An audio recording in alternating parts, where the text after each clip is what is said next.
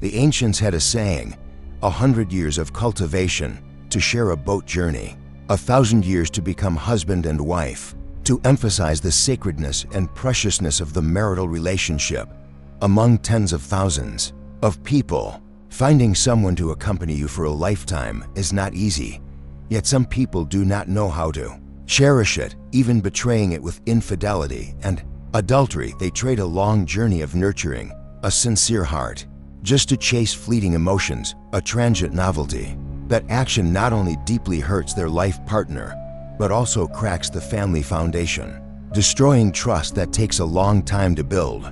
In a world where true love is increasingly rare, knowing how to preserve, to cherish the person who has chosen to stay by one's side is a symbol of maturity and responsibility. Adultery is not only a betrayal of one's partner, but also a betrayal of one's own conscience. And this will sooner or later leave indelible regrets. Hello, welcome to my channel. At the end of 2012, a mysterious disappearance occurred in Tam Dai County, Sichuan Province, China, causing great bewilderment among many local residents. On May 19, 2012, which was December 25th on the lunar calendar, a man named Mr. Dawson, 61 years old, came to the Tam Dai County Police Headquarters to report the disappearance of Liam Kang, 32 years old, Mr. Dawson's son. Mr. Dawson stated that the family had been unable to contact Liam for 2 days. Initially, they thought he was busy preparing for Tet, so they didn't pay much attention. However, when his phone was continuously switched off, messages went unanswered. A premonition of something bad began to arise. Mr. Dawson and his wife went together to their son's house, about 5 kilometers away, to check the situation. But when they arrived, the house was locked, with no sign of anyone inside. Mr. Dawson tried calling the door and phoning his son and daughter-in-law, but to no avail. Each call only returned hopeless beeping sounds. Neighbors living nearby said they hadn't seen Liam Kang and his wife for several days. There were no sounds or lights on in the house each evening either. A sense of unease enveloped Mr. Dawson, making him unable to delay any longer and report to the police. After receiving the report, the police immediately collected necessary information about Liam Kang. Liam Kang, 32 years old, resided in the Nan neighborhood of Tam Dai Town, Sichuan Province. His occupation was a freelance carpenter. According to local records and statements from relatives and neighbors, Liam was a gentle, quiet but sincere and hardworking person. He often took on small repair projects in the area, wasn't afraid of hard work, and was always willing to help neighbors when his skills were needed. Neighbors described Liam as an approachable person who had never had conflicts with anyone in the neighborhood. He didn't smoke, didn't drink, lived a disciplined life, and usually spent most of his time at home or working. Notably, Liam was known as a filial son. Whenever he was free, he would visit his parents in the suburbs, personally repair their house, and help with farm work when needed. His simple, less social lifestyle made Liam's disappearance increasingly difficult to explain. According to the initial assessment from the investigators, the victim showed no signs of personal conflict, had no debts, nor was he involved in complex social issues. According to Mr. Dawson's statement, the last time the family contacted Liam Kang was on the afternoon of the 17th. At that time, he seemed normal, with no signs of psychological or health instability. However, from the next morning, all calls could not connect. By the afternoon of the 18th, the family began to worry and personally went to Liam's residence in the Nan neighborhood, Tam Dai Town. Neighbors around said they hadn't seen Liam leave his house for 2 days and hadn't heard any unusual noises. Some recalled that on the night of the 17th, a light was on in the house until late at night. This was rare for Liam's house, as he was a person who maintained regular habits. After receiving the report, the Tam Dai County Police Force sent officers to inspect the house where Liam lived. It was a single-story house located at the end of a corner street in the Nan neighborhood. When the police arrived, the main door was still locked, just as Mr. Dawson had reported. After investigating around the house, the police determined there were no signs of a break-in or disturbance from the outside. With Mr. Dawson's consent and assistance, The police quickly proceeded to break the lock to inspect the inside. When the police stepped inside, everything before them was shrouded in darkness. Along with that was a stuffy atmosphere, as if no one had been there for many days.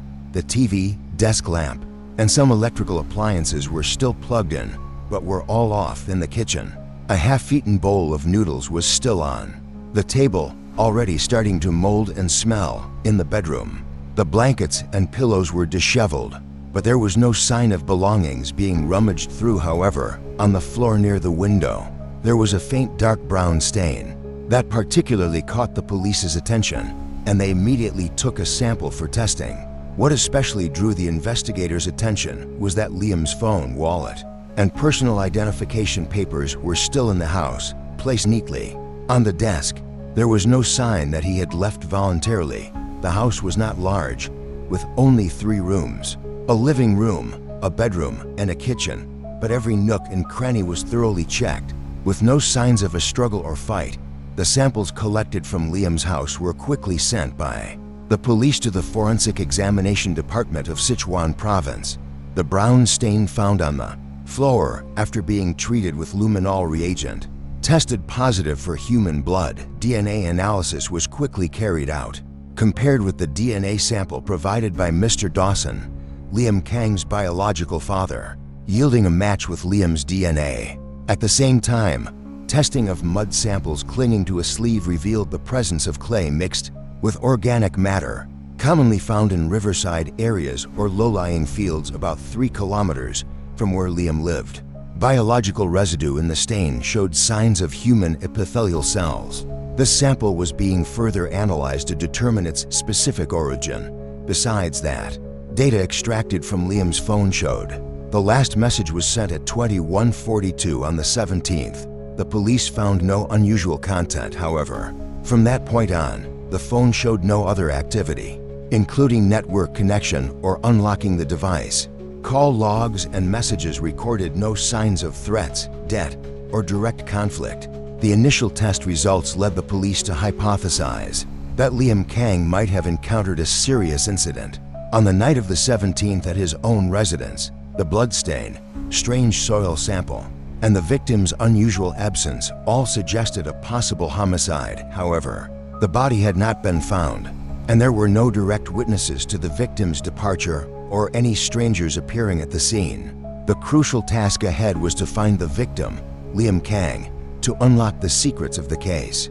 Along with Liam's mysterious disappearance, information about his wife, Hannah Tian, 30 years old, also received special attention from the police, because as a wife, Hannah should have been the first to know about her husband's disappearance, not the victim's parents, and she should have answered her phone when her parents-in-law called.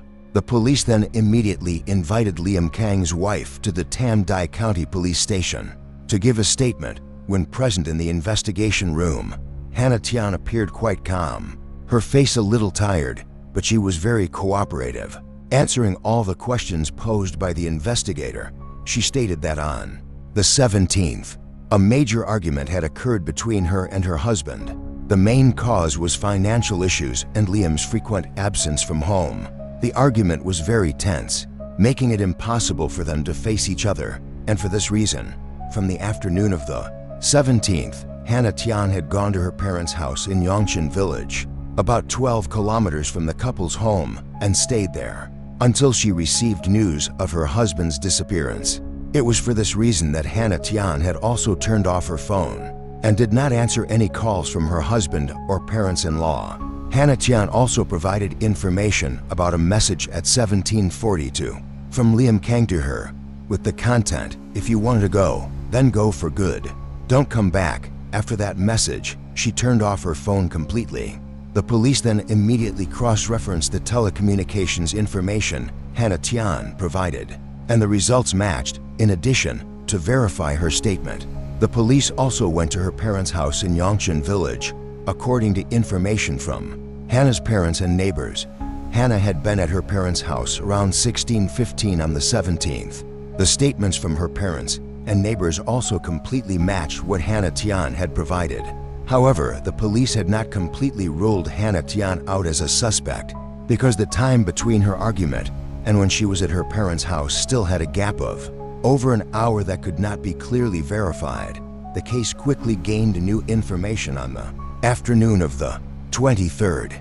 Tam Dai County Police received a report from a citizen named Victor Tran, 38 years old, living in Xinhua Village, about 5 kilometers from Nan neighborhood.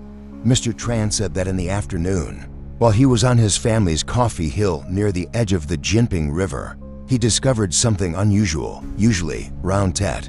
The family temporarily stopped tending to the fields, only occasionally checking for damage by buffalo or cattle, or trespassing by strangers stealing crops. So when Tran discovered an unusually large mound of earth next to an old coffee tree that had been there for many years, he immediately felt it was strange. A sense of unease flickered in his thoughts. The ground around the tree base was disturbed, not like the family's usual weeding method. Grass and rotten leaves were pushed to one side, and the soil surface had small cracks, as if someone had dug and then carelessly buried something underneath. Curious and wanting to know what was under the soil, Mr. Tran approached, but as soon as he stepped in front of the mound, he was struck by a strong, pungent odor, so strong it made his nostrils sting. His intuition told him something was wrong, but curiosity made him hold his nose and lightly kick the mound with the toe of his shoe. As soon as he kicked it lightly, the top layer of soil revealed a piece of dark, old, grayish-blue fabric covered in dirt.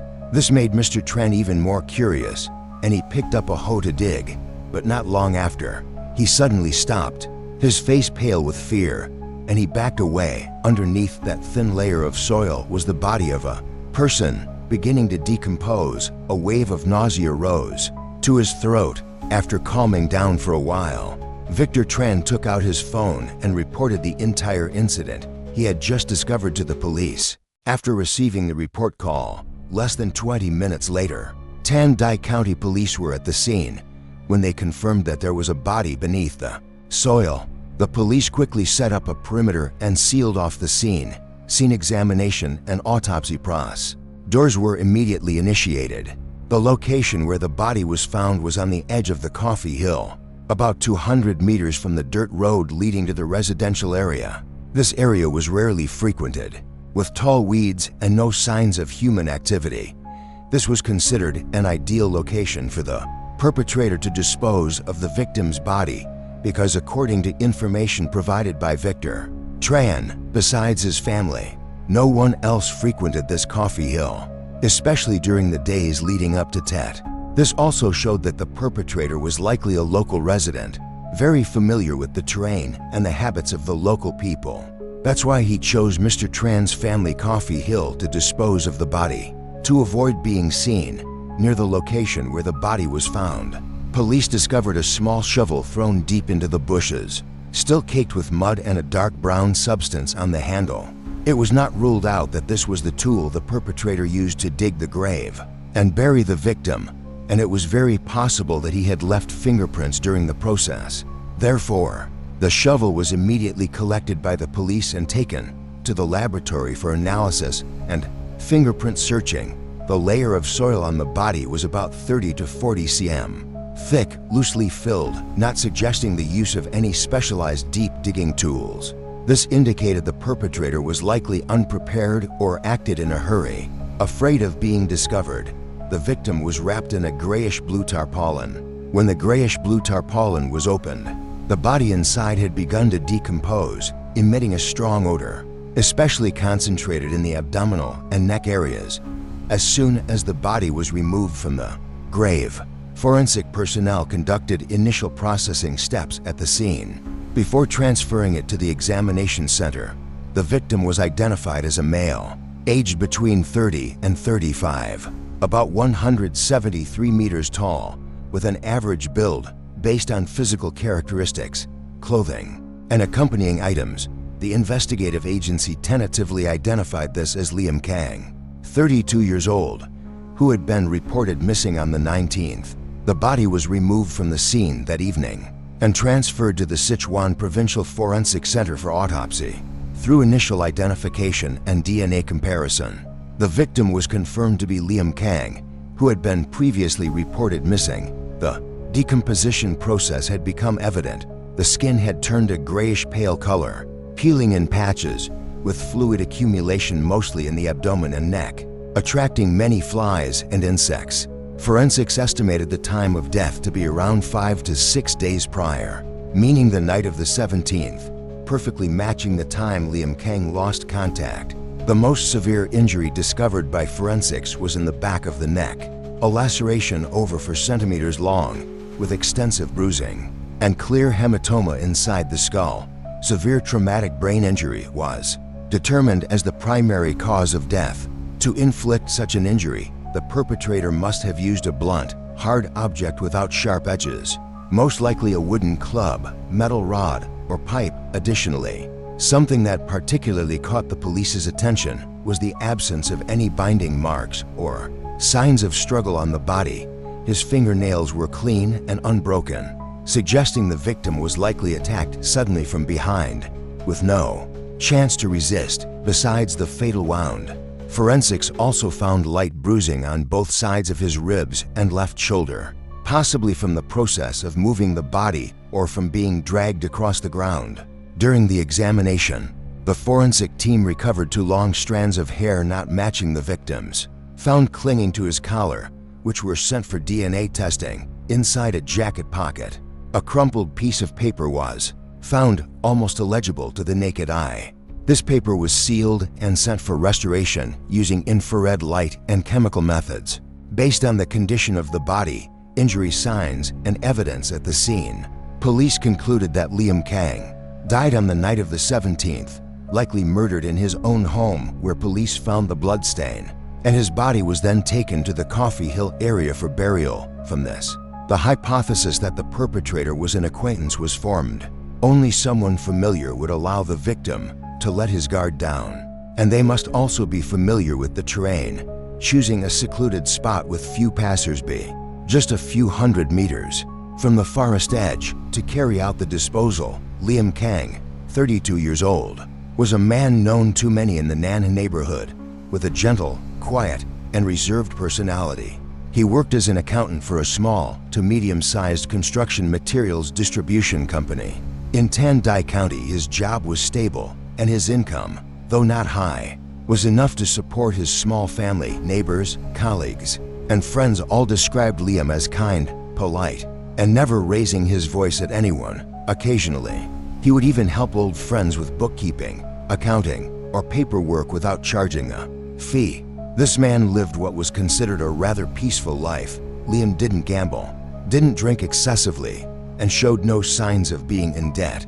During the police investigation, all financial transactions, bank statements, personal loans, or credit lines showed he had no outstanding debts, nor any unusual spending patterns in the last 6 months. In his company, Liam was trusted by colleagues and rated by superiors as honest, meticulous, and responsible.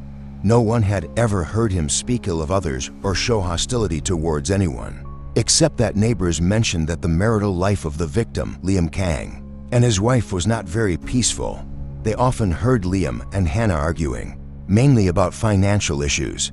A neighbor named Nancy Liu said Hannah Tian had once confided in her that she felt very annoyed about her husband frequently lending money to friends who were unable to repay it. The disappearance and subsequent mysterious death of Liam Kang shocked not only his family, but also those around him, because a person like Liam, who lived quietly and didn't cause trouble, became the victim of a brutal murder which left many bewildered and saddened. And for that very reason, the police believed that if Liam was murdered, the perpetrator was likely someone very close to him or someone harboring a dark secret that had been hidden for a long time. While the case file still had many unclear points and doubts about the time gap between the argument between Liam and Hannah Tian had not been clarified, a witness suddenly appeared, bringing a crucial turning point in the investigation. On the morning of the 25th, Mrs. Lan, 56 years old, a nighttime food vendor near the Nan three-way intersection, where the residential area meets the trail leading to the outskirts, proactively came to the Tam Dai County Police Station to report. According to her, around 20 o'clock on the night of the 17th, when she had just opened her stall, Liam Kang and another man came to her eatery and ordered food and alcohol. Because Liam Kang often visited her eatery and he had a kind disposition, Mrs. Lan remembered him well. The man accompanying Liam that day was described by Mrs. Lan as tall, over 18 meters, with dark skin, a buzz cut, and looking to be in his early 30s based on his face and appearance, with a scar above his left eye. Both were dressed simply, spoke quietly but appeared tense and somewhat angry, especially Liam Kang. Mrs. Lan also remembered clearly because that day was the full moon of the 12th lunar month. Her shop opened later than usual to sell sweet glutinous rice balls and red sticky rice. Mrs. Lan's statement was immediately included in the case file. Authorities then checked nearby public surveillance cameras in the area Mrs. Lan mentioned, although nighttime visibility was limited from a blurry camera segment. Police identified two figures moving at the exact time the witness described. After cross-referencing the victim's personal relationships, the police surprisingly found that the accompanying person was likely David Yang, 33 years old, Liam Kang's close friend from high school. Both grew up together in the Nana neighborhood and studied together for 3 years in high school. However, after graduation, David Yang moved away for work and only returned to his hometown in the last 2 years. Working freelance in small-scale construction, David's life was unstable and turbulent. David Yang had been married and had 2 children. However, 2 years ago, David and his wife divorced. Both children were cared for by David's ex-wife. The broken marriage left many psychological scars, making David increasingly withdrawn and somewhat resentful. More notably, the Tam Dai County Police records showed David Yang had a criminal record. Specifically, in December 2009, David was sentenced to 9 months of non-custodial re-education for assaulting another person, causing minor injuries in a brawl at a pub. The incident stemmed from a personal conflict. David was accused of hitting a man on the head with a glass after an argument. Although the injuries were not severe, this precedent meant David Yang's record was no longer clean, and was also why he became a person of particular interest to the police in this case. After returning to his hometown to live at the end of 2009, David did freelance construction work with no fixed workplace. Local residents described David Yang as withdrawn, unsociable, often frequenting small pubs in the area. However, to those he knew well, David appeared quite enthusiastic, especially with old friends, including Liam Kang. With the collected data, Tam Dai County Police immediately decided to summon David Yang to the headquarters for questioning. The summons took place on the afternoon of the 25th, just 2 days after the victim's body was discovered. Upon receiving the summons, David appeared surprised but still cooperative, proactively coming to the police station as scheduled. When asked about his relationship with Liam Kang, David admitted they were once very close, but had seen each other less in recent years due to changing life circumstances. However, he also confirmed meeting Liam on the evening of the 17th at a small pub at the entrance of Nan neighborhood. According to his statement, during that meeting, Liam had initiated contact and invited him for a few drinks to talk. They sat from about 20 o'clock until about 22 o'clock, then parted ways. Liam said he had to go home for something. David firmly insisted that he did not contact or meet Liam again after that, and knew nothing about his friend's disappearance or murder. However, the investigator quickly pointed out a contradiction in David Yang's statement. A resident living near the pub confirmed that both men left the pub together around 20 to 15 and headed towards Liam Kang's house, which police had previously identified as the crime scene. Faced with this information, David seemed flustered, his face visibly tense. However, he still tried to remain calm and said that perhaps they were mistaken because Liam went that way, while David would go another direction. From David's unstable demeanor, the change in his eyes, along with his presence at a sensitive time, police became even more suspicious of this man. David Yang was temporarily detained at the headquarters for investigation, and simultaneously, a warrant was sought to search his residence to find more information about the case. The hair found earlier was also sent for DNA testing to compare with David Yang's DNA. On the afternoon Of the 26th, the search warrant was approved, and police quickly proceeded to inspect David Yang's current residence. It was a single-story house deep in a small alley in residential Group B of Nan Ward. The house was simple, with little furniture, most of the space occupied by tools for construction work such as shovels, trowels, dried cement, and old paint cans. However, after inspecting the storage shed at the back where David kept his tools, police discovered a dark-colored jacket discarded in a pile of tarpaulins, with a stain on the side that looked like dried blood.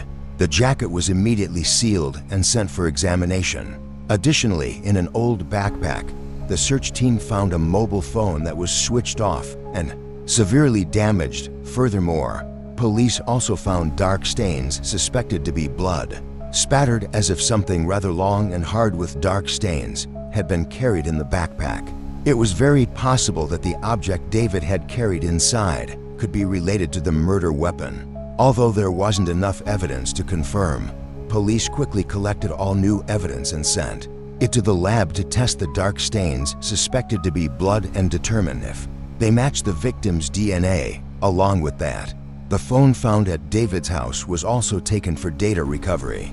Recovering data from the damaged phone proved very difficult, as the device had suffered a strong impact and many internal components were almost unusable. However, with the assistance of the Provincial Criminal Technical Team, a portion of the memory was successfully decrypted.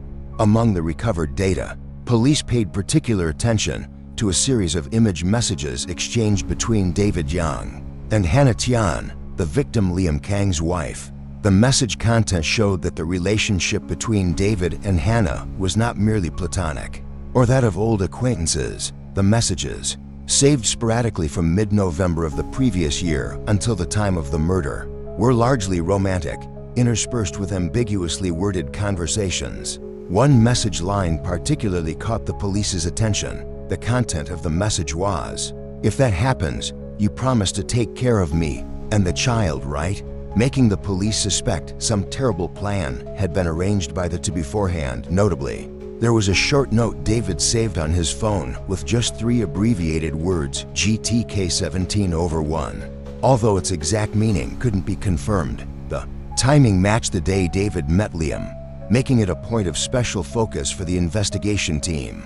This evidence not only strengthened suspicions about David Yang having an illicit affair with the victim's wife, but also revealed the possibility of a simmering conflict among the three, transforming friendship into jealousy, anger, and potentially leading to uncontrolled actions. The investigation team decided to immediately summon Hannah Tian to the headquarters for confrontation and also placed her under special surveillance in the case. Meanwhile, the results of the DNA bloodstain analysis from David's jacket and backpack were prioritized to uncover the truth behind Liam Kang's unusual death on the afternoon of the 28th. After investigators seized important data from the damaged mobile phone, Hannah Tian was also summoned to the police station for further questioning. The summons was no longer merely to gather information as before. She was now officially considered a person directly involved in a particularly serious murder case. From the moment she was brought into the interrogation room, Hannah Tian showed obvious anxiety, although she tried to maintain a calm appearance.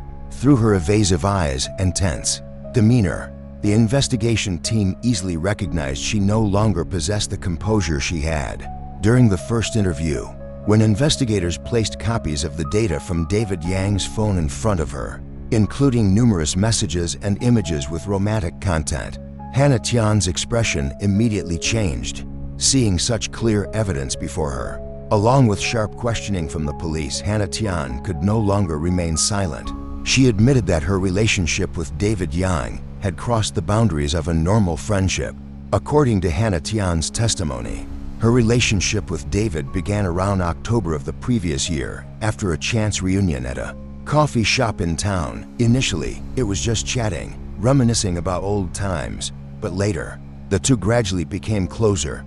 Text messages and confidences led to private meetings, which then developed into an extramarital affair. However, Hannah Tian insisted that she was unaware of or involved in any murder plan related to her husband. However, The message content hinting at a serious upcoming event suggested the possibility of preparation or consent from both individuals. Additionally, David's phone contained a short note with the strange code GT17/1, coinciding with the day of the last meeting between David and the victim. This led the investigation team to raise more questions about Hannah Tian's actual role in this case. Concurrently, the DNA test results from the evidence collected at David Yang's home were returned. The blood sample on the jacket and backpack matched Liam Kang's DNA. At this point, the police could be certain that David Yang was the perpetrator of the crime. But what was the underlying reason that made him brutally murder his close friend? Under the pressure of irrefutable evidence, along with the DNA test results and data recovered from the phone, David Yang was finally forced to admit his crime. After nearly 4 hours of silence in the interrogation room, he could no longer maintain the nonchalant demeanor of previous sessions. His attitude in this interrogation was completely different, his face haggard, with despair clearly visible. David Yang recounted the entire story and the reasons that led him to attack his close friend. According to David's testimony, he had previously had feelings for his friend's wife, Hannah Tian, but due to many obstacles, he couldn't express his feelings during that chance reunion. He thought he could control his emotions, but when he heard Hannah Tian confide about her marital life, David became even more certain of his misguided affection. While David's life was in a deadlock due to mounting debts and unstable work, conversations with Hannah Tian became the only place where he felt valued. As time passed, that ambiguous affection gradually transformed into distorted thinking as both developed feelings for each other and began private encounters. Nothing would have happened until late December. Hannah Tian informed David that she was pregnant and the child was his. Upon learning this, David was overjoyed. He had also repeatedly suggested Hannah Tian leave her husband, but she did not agree. This reason drove the murderer to madness. He even mentioned to Hannah Tian, what if Liam disappeared from this world on the evening of the 17th? Just as previously stated, Liam had proactively invited David for drinks throughout the evening. Liam seemed pensive and repeatedly hinted at feeling betrayed, suspecting his wife had changed. As the alcohol took effect, Liam began to mention reading some ambiguous messages on his wife's phone and suspected David was the one interfering in his marriage. The conversation quickly escalated into an argument. Liam became angry, loudly warning David not to interfere in his family's happiness and demanding the 1 million yuan he had previously lent David. David Yang confessed that at that moment, he tried to calm Liam Kang down, but in reality, he could no longer maintain his composure. Then, using the excuse that Liam was drunk, he offered to take him home. At this point, David Yang was determined to kill Liam to avoid detection. He didn't take Liam straight home via the main road, but went through a shortcut in the neighborhood, a less frequented path. Additionally, it was late and cold outside, so no one was out. This further facilitated his actions. Upon reaching the victim's house, David took Liam into the bedroom, while he himself made an excuse to get warm water to help Liam sober up. While Liam was turned away, bending down to take off his shoes, David silently picked up an iron rod about 80 centimeters long with a slightly bent end and approached the victim. He approached without making a sound, then suddenly swung the rod forcefully, striking Liam on the head. The unexpected blow caused the victim to collapse on the spot, blood gushing from the back of his neck. Not stopping, David struck 2 more times to ensure Liam showed no signs of life. After committing the crime, the murderer showed no panic. He acted very normally, wrapped the victim's body in a tarpaulin, then dragged it to the back of the house. Then he carefully took clothes from the victim's wardrobe to change. The blood-stained shirt and the weapon were put into his backpack to be disposed of. He waited until nearly 3 a.m. when all sounds from the street had completely died down. At this time, he tied the victim's body with rope, secured the body to the back seat of his motorcycle, covered it with another tarpaulin, and then wrapped ropes around it multiple times to conceal its unusual shape. David Yang tried to do everything as quietly as possible to avoid detection. He rode along the trail leading to the Coffee Hill. The area was about 5 kilometers from the town center, rarely visited, and had no surveillance cameras at a low-lying spot amidst dense coffee plants.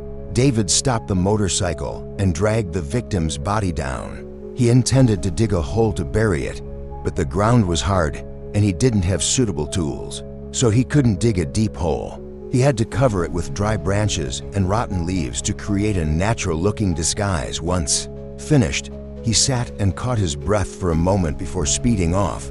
On the way back, David threw the iron rod into a roadside canal, and he planned to burn the clothes to destroy evidence. However, before David Yang could dispose of that evidence, his creditors found him, forcing him to temporarily hide the backpack containing the bloodstained jacket and the old phone used to contact Hannah Tian in the storage shed while he himself went into hiding for a few days. He thought that after evading his creditors, he would return to deal with the evidence, but he didn't expect to be one step too late. All his crimes had been uncovered by the police. When asked about Hannah Tian's role, David insisted she knew nothing about the murder plan. However, the investigation team did not completely rule out the possibility of her being an accomplice or indirectly involved because of the ambiguous attitude in the messages and Hannah Tian's unusual silence. The police continued to check her bank accounts and call and message history. During the period before and after her husband's death, they discovered a rather large sum transfer sent to a bank in the name of one of David's relatives, just 2 days after Liam's disappearance, although Hannah Tian explained it was just temporary financial assistance because David said he was facing difficulties. The investigation team did not overlook this detail. After a period of questioning, along with applying psychological tactics in the investigation, the police forced this woman to tell the truth. She stated that David Yang had discussed the plan to murder her husband with her, to carry out the plan with her lover. Hannah Tian deliberately initiated events to cause arguments between her and her husband.